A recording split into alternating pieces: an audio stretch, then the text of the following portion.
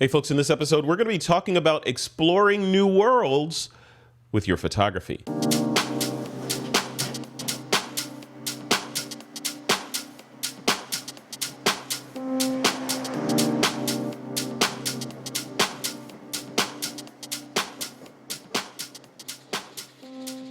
Hey, welcome back to another episode of the podcast. I'm your host, Frederick Van Johnson. Today on the show, I have my friend, Mr. Joshua Sommerfeldt on the line. Joshua is an accomplished photographer and 3D artist. We're going to be talking about some of his motivations for shooting the kinds of photography that he shoots, as well as a glimpse, hopefully, into his workflow and processes when sort of editing those photos, and then a whole lot of kind of just like, let's get into the weeds of how a 3D artist works versus let's call it a traditional photographer. Joshua Sommerfeldt, man, welcome to the show. How's it going?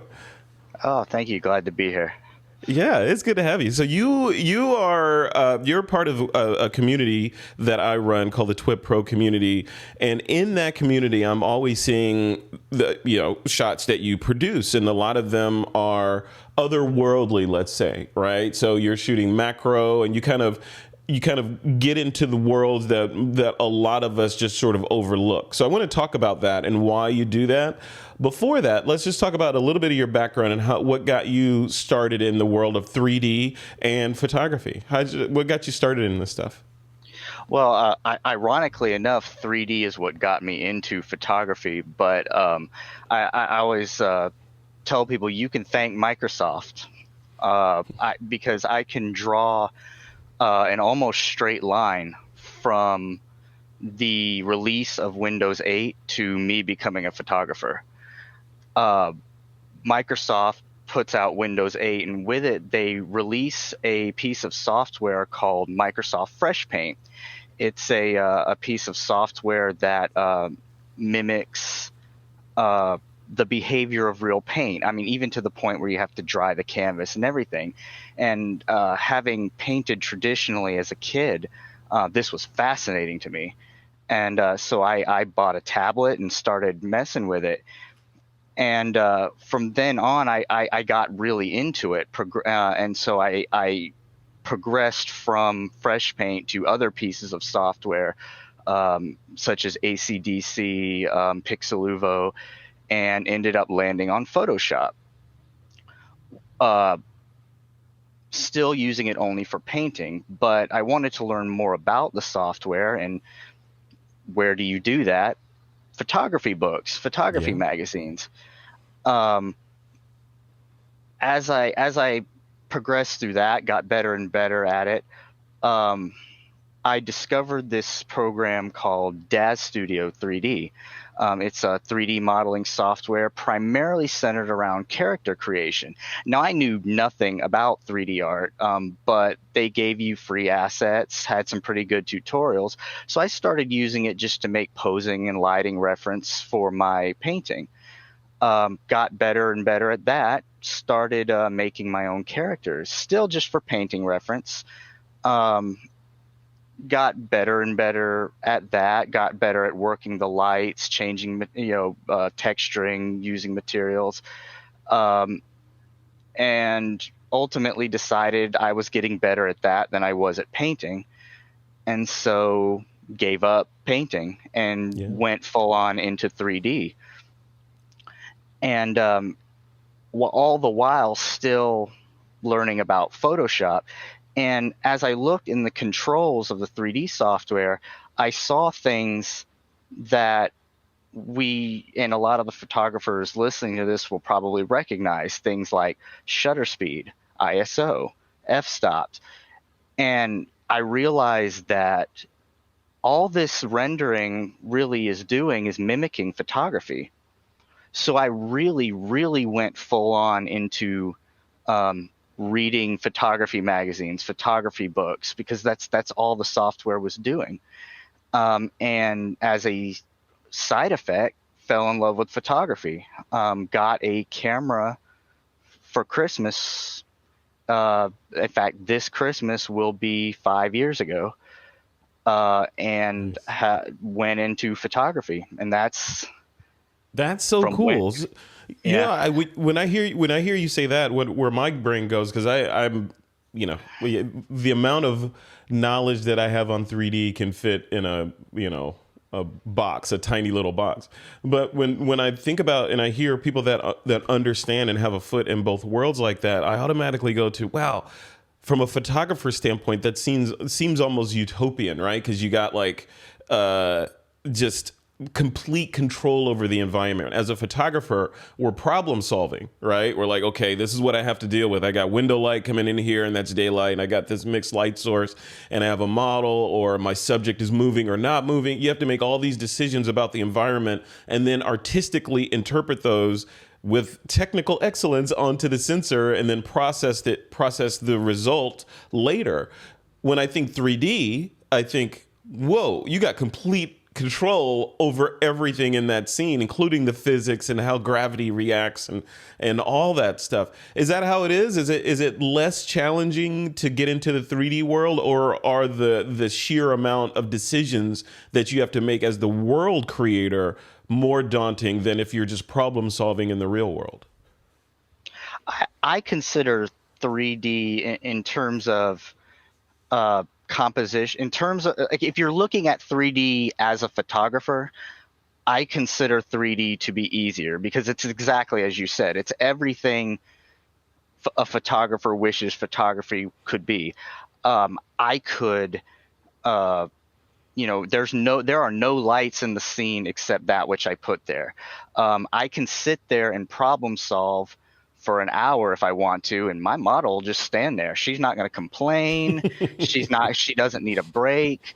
I also have the luxury of being able to change things on the fly that you wouldn't be able to in real life. A lot of times if you go to shoot a person in real life with a camera, maybe you start with a model in mind. Maybe you start with an outfit in mind. Maybe you start with makeup in mind. Whatever, you typically start with one aspect of the shoot in mind and build around that. Well, I do that too. Oftentimes I'll say, okay, I want to do something with this model, or I want to do something with this scene or with this outfit. But what I can do is, if I set up a scene and I say, well, you know what? This isn't really working with this makeup, I can change the makeup. Yeah. Or if this doesn't work with this environment, I can change the environment. Or you know what? The sun would look better over here. I can grab the sun and move it over here.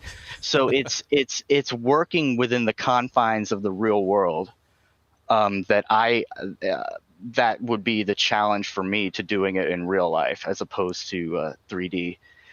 Does one ever inform the other? Like, do you ever, for example, do you ever conceptualize of a shot that you want to do in 3D, and then you execute it and you're like, you know what, this would look better if I did it in real life, or vice versa? You're shooting something in real life and then create a virtual sort of 3D scene that's based on the other subject matter. You ever go in that direction? Not yet. I very rarely mix the two. Beyond occasionally using, occasionally I will use a photo that I've taken as a backdrop for a model, or I will say I'll shoot a landscape and I want to replace the sky, but I don't want to use a pre-made sky or a sky someone else took. So I'll render out a sky, because in 3D space, I can actually mimic the focal length, aperture, camera settings, even direction of lighting. Yeah. So I will render out a CGI sky and swap it in say Luminar. Yeah. I want to talk about that. Obviously, this is a Skyloom podcast. So how does that work for you? Because I know, it seems like you have, and I've said this, I think, before, it seems like you have the superpowers where you can create assets that you don't have, where photographers that only do straight photography and don't have the benefit of the 3D side of it we have to rely on nature and that sort of thing. So you can render out a sky in your 3D software and then bring that into Luminar and composite that into a scene. Take me through how that works a little bit. So what I will do is I will shoot. So I just recently shot in downtown Charleston, which is where I live, a couple shots of the Arthur Ravenel Bridge. It's a famous landmark here, as well as the USS Yorktown, World War II era aircraft carrier. And I took those into Capture One, which is typically where I start. And I noted, okay, this was my focal length, this was my aperture and shutter speed. And then I looked to gauge where the sun was, direction of lighting. Then I open up DAZ Studio, set up the same thing. My relative position in the scene, I was shooting with a 70 to 200 lens at 70 millimeters. So I said, okay, 70 millimeters, go ahead, focus to infinity.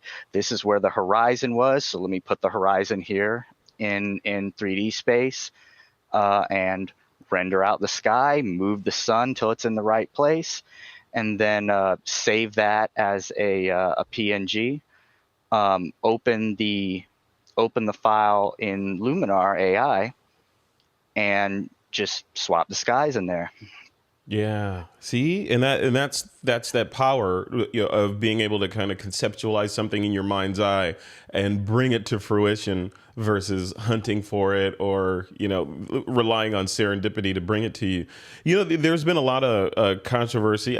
Maybe controversy is not the right word. There's been a lot of discussion, let's say, about artificial intelligence, AI driven technologies, and do they help or hinder artists / photographers? Do they make us lazy? Do they give us additional capabilities that we didn't have before? I'm curious, as someone who kind of lives in that world, the virtual world and the real world, and straddles it, right? Bringing assets from virtual into your real compositions, vice versa. How do you feel on, around the discussion that is artificially intelligently enhanced images or assisted imagery? Well, you asked me that once a while back, and I'll give you the same answer now that I did back then, but with a little bit better explanation. I don't give a crap what you do. What other people, the extent to which other people use this software, couldn't care less. I think it's all amazing, wonderful stuff. And we all have a line. I have a line, you have a line, but I'm very hesitant to push my line onto other people. If you're getting images, if this software, if these innovations are giving people images that they're happy with, I'm all for it. Do what you want. I think everything that you said can be true. It can be a wonderful tool. It can also make you lazy. It can make things easier, but it can also take some of the creative element out of it. I think it's up to each individual creative to decide where that line is for themselves. Yeah. Personally, for me, I think these tools make a lot of what I do easier. Just using Luminar as an example, there's a matte slider that will make the photo look like a matte photo. But previously I was doing that in a curves adjustment layer, but I don't have to go into all that. I can just slide a slider now. That for me, that's fine. As long as I'm the one steering the ship, I'm fine. I'm fine with whatever comes out, really.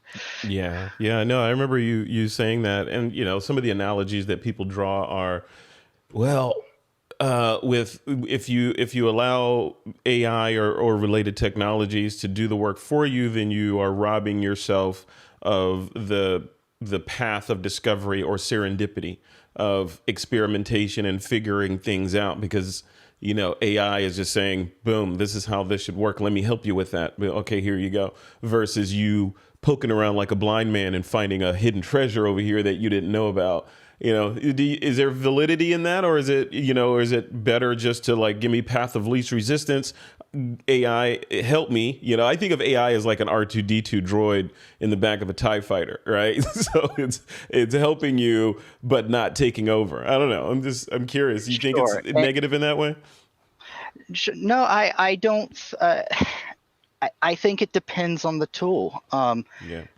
I think again, as long as I'm the one steering the ship, like if I know I want the sky to look this way, it doesn't much matter how I get there.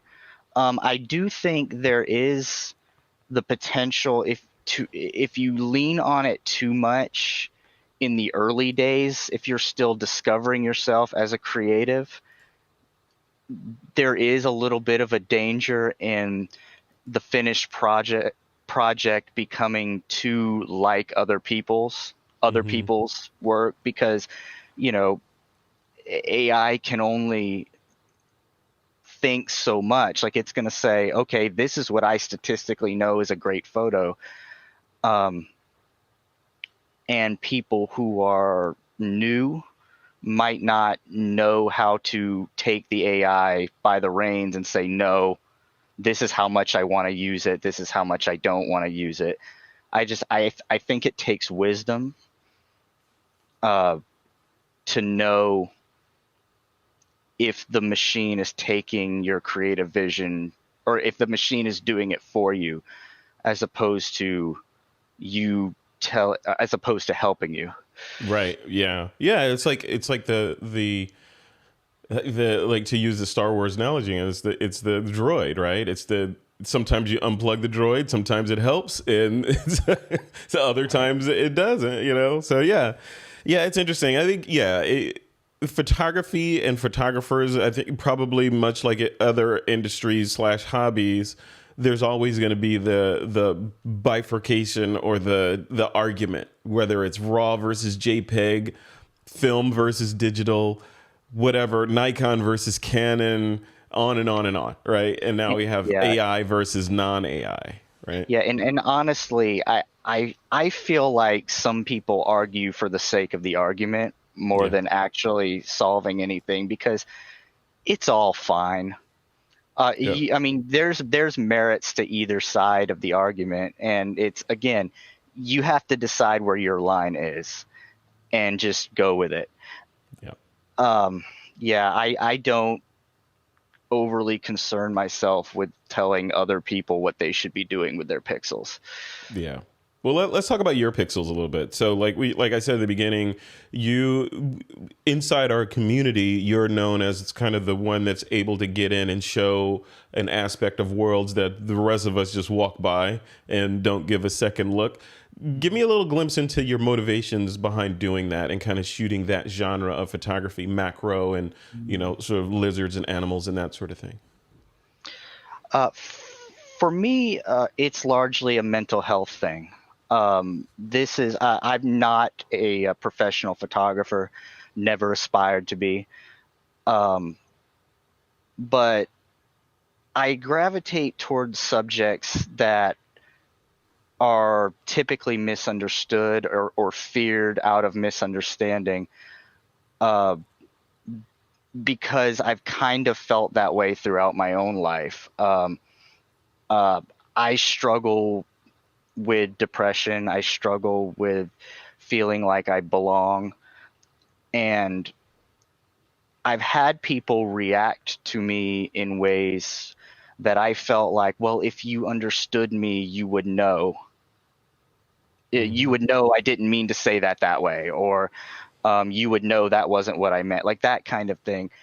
And the things that I shoot, like the venomous snakes, alligators, spiders, um, they're not out to hurt anybody. They don't really care about us. They just exist, and they do more good for the world than they do cause harm. Yeah. And so I identify with that in a way, and that's kind of why I pull into those subjects. It's almost like, well, if I can make someone take a second look at a spider and go, huh, that's kind of cool, then it's like, well, maybe there's hope for me. Nice. Yeah. Yeah, I know. We've had this conversation before. It's interesting that you say that you're using photography, or you speak through your photography as sort of an illustration on misunderstood individuals like yourself, right? So how is that working? Like when you create something and release it into the world, do you feel like it's working? Do you feel like people are getting a better understanding of the artist, Joshua, versus just saying, oh, that's an interesting spider or that's an interesting snake? You feel like people are going deeper into it? Uh, it's a daily battle. Sometimes yes, sometimes no. Honestly, it depends on the day. But some days I'll post something and talk to somebody about it, and I'm encouraged. Some days I'm not. Yeah. It's just it's a day-to-day thing. Yeah. Is it the technical side of this stuff? I want to talk about that a little bit next. But before we do that, I want to get an idea of where is this going? Like the body of work. Some people create a body of work that's finite, right? There's just a couple. We're going to create 10 to 12 pieces on this particular subject. And then there are some people that it's open-ended. They'll create an open-ended project, but it's on rails. Like I'm going to do photos for the next 3 years of doorknobs in Paris or something like that. And then there are the open-ended, just kind of ongoing. Like, and that's kind of where I kind of see your work, where it's all in the same vein, or I can tell, like when you post into the community, I know it's yours. All right, I don't have to look at the name. So you've succeeded in that, right? And so that people understand that what you're doing and where you're going with the work.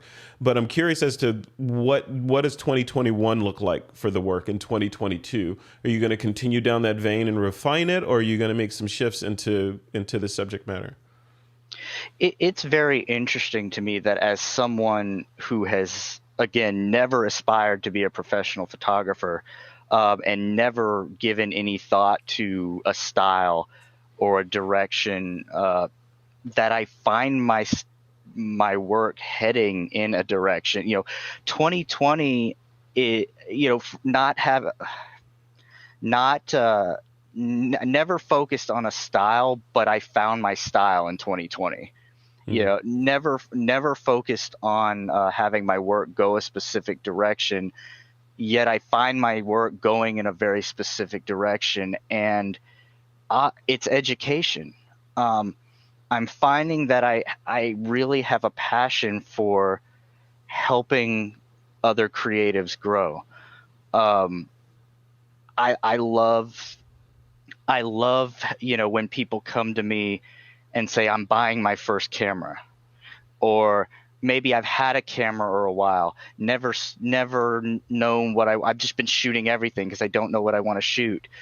But I saw your spider and I think I want to do macro. That's the greatest feeling in the world. I'll be out shooting in the garden. I'll see another photographer there, and I guess with the sheer amount of gear that I carry, I look like I know what I'm doing. And so a lot of them will stop and ask me questions. And the moment that light bulb comes on is the best feeling in the world. When something that I did affects somebody's creative future, like I almost tear up thinking about it. That's an educator. Maybe that's the educator gene that's built in there. It's interesting. You were talking about how what you were saying. It sounds like your style and your look found you. You didn't find it. Seriously.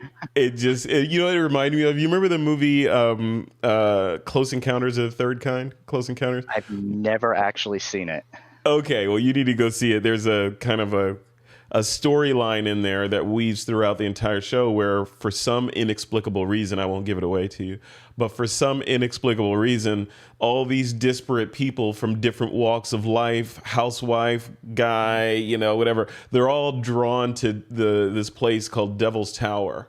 and they don't know why. It's like just gnawing at them, like they're like crafting it in mashed potatoes on the plate. Don't even know why they're doing it. You know, it's that kind of feel. And then at the end, they realize they were all drawn there for a particular reason. And you know, so watch the movie if you haven't seen it. It's very good. Steven Spielberg.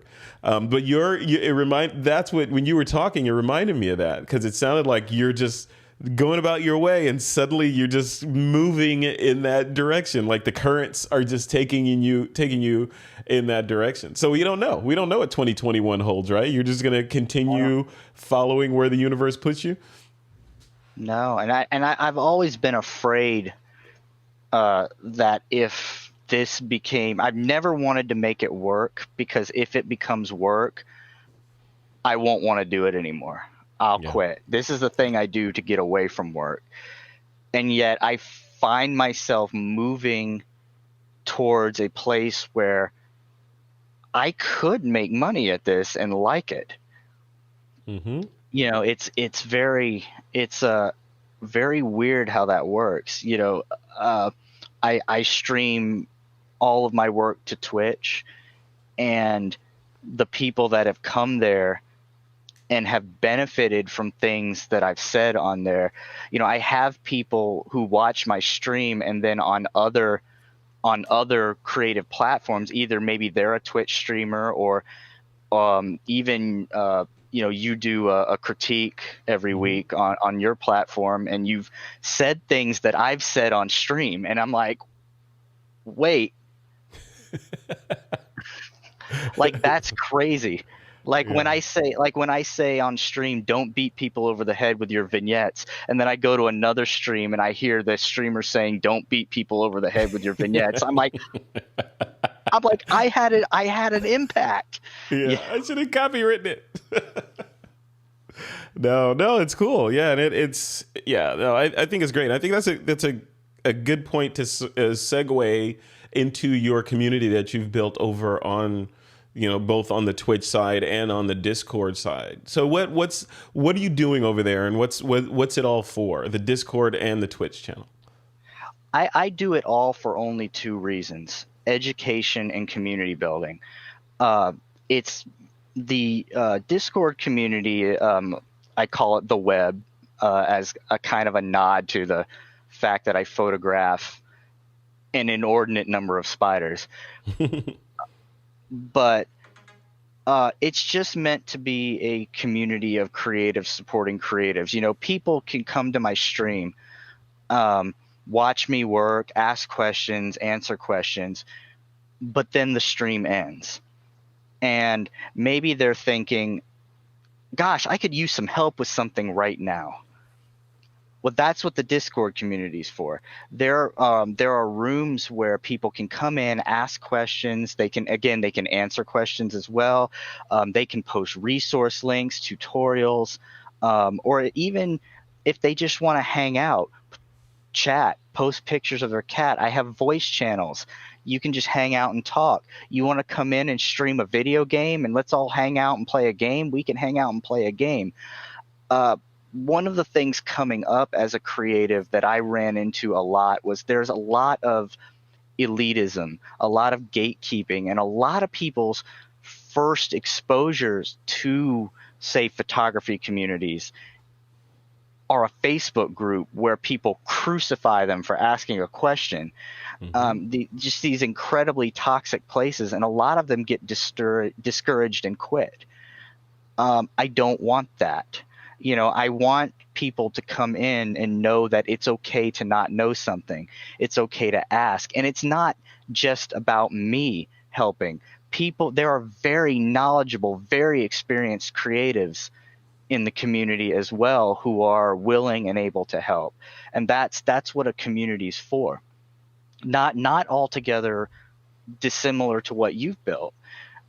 It's just I would hate for somebody to give up because they feel alone. Right. As somebody that feels alone. Wow. That's really cool. And that's the perfect reason to build a community.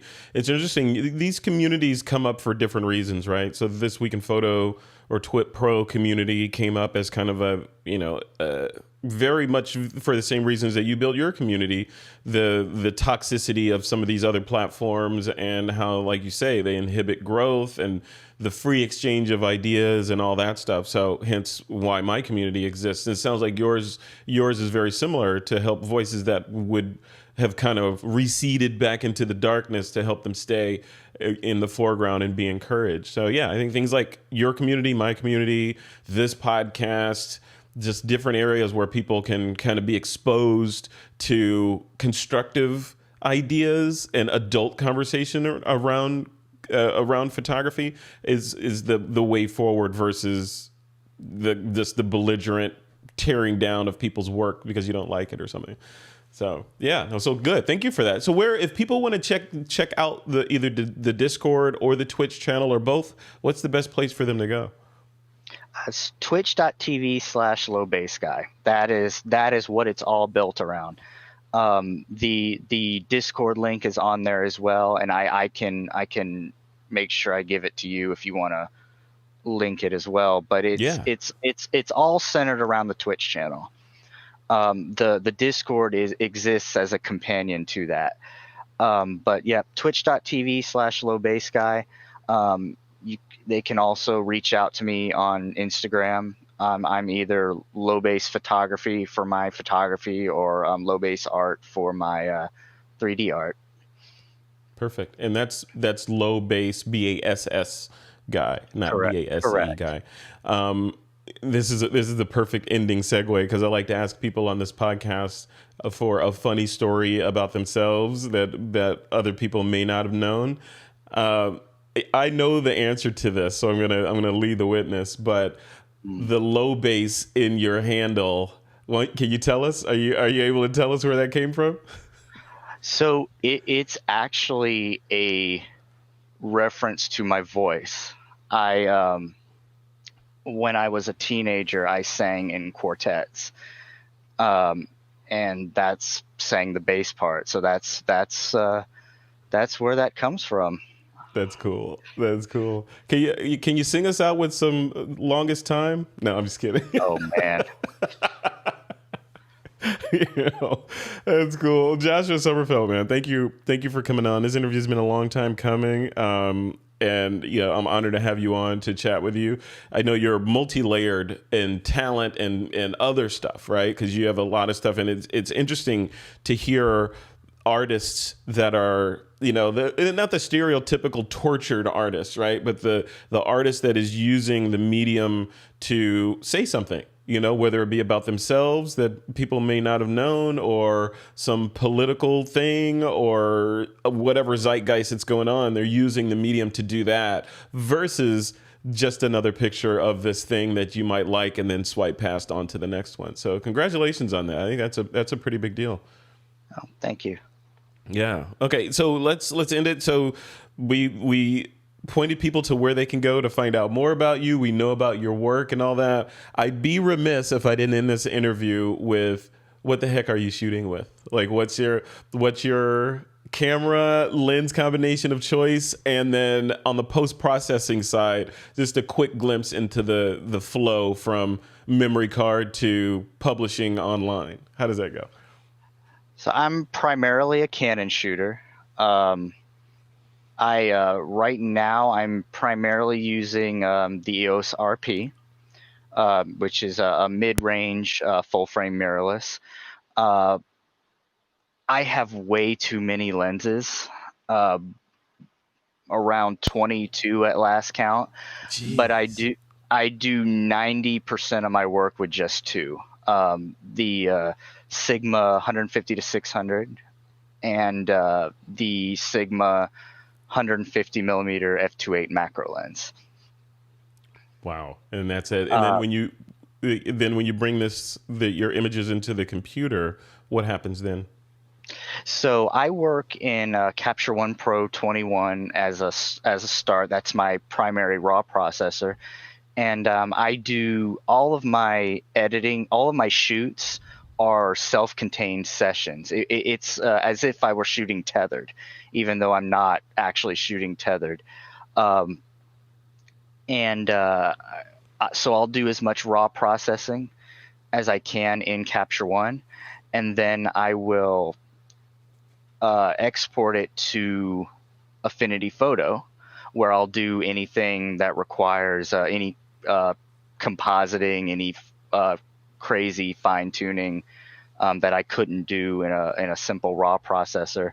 And then as a companion to both of those, I'm a big fan of Luminar. Well, I have been using Luminar 4, just upgraded to AI. So things like for my 3D art, I'm a huge fan of the portrait retouching features in Luminar. You can do almost high-end skin retouching with a slider, as opposed to having to learn frequency separation or having to learn contouring with dodging and burning and all that. Luminar does a lot of that stuff with just sliders, and it saves so much time. And we mentioned earlier, I'm also a big fan of the sky replacement. Mm-hmm. Yeah. But those are the three big ones that I use. But everything round trips back to Capture One. Back to Capture One. That's cool. That is really cool. All right. Well, awesome. Any final thoughts before we let you go and get on? And thanks for doing this, by the way. Folks, as we record this interview with Mr. Sommerfeldt here, it is Christmas Eve, the evening of Christmas Eve, and he's doing an interview with me. So I appreciate you, Joshua. Any final thoughts before we head off into our Christmas? Yeah. Get out there and create stuff. Don't let anything hold you back. You want to say something with your work, say it. You want to use a tool, use it, and use it how you want to. Don't let the plethora of people telling you what you should do with your pixels or making you feel less than for not knowing something discourage you from doing it. There are people out there for you. You just keep going, keep finding them. Love it. Yep. Keep on keeping on. Words of wisdom. All right, Joshua, thank you. And folks, if you want to connect with Joshua, I'll have the links to that he mentioned to his low base sky profiles, etc., in the YouTube video for this episode, as well as on the Skyloom site in the show notes. So be sure to check those out. Joshua Sommerfeldt, thank you so much, man, and happy holidays. We'll see you next time. To you as well. Thank you for having me.